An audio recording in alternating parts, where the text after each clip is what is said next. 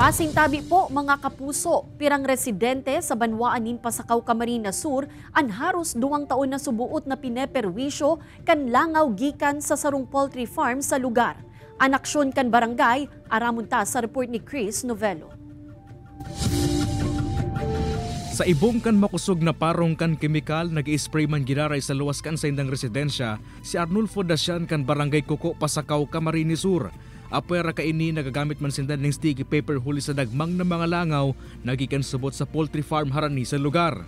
Haloy na ni malangaw digdi sa mo. Grabe ang langaw, maski pa makagadan na kami digdi sa araw kaling sistema. Ang mga makuapo man kain asinipapang residente sa lugar, nagkakahiling na subot huli sa nasambitan ng mga langaw. Nag-uudo-udo ng mga makuapo ko igdi. Ito dati, dahil man yan.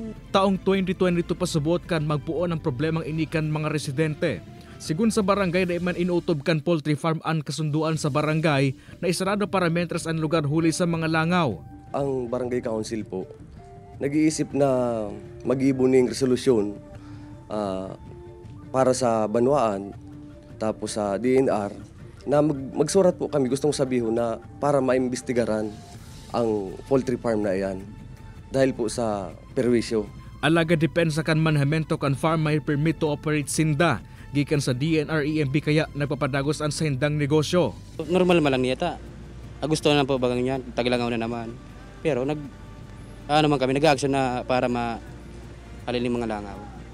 Mga kaagingal daw, nag-i-spray po kami dyan sa luwas, dililig kami sa mga palibot para ang langaw di magpararluwas. Padagos pang pikuko ananing pahayag kan news team ang LGU as in DNR katakod ka na sambitan ng issue. Kay Banan si Jovel Ubiso, Chris Novello, Balitang Bicolandia.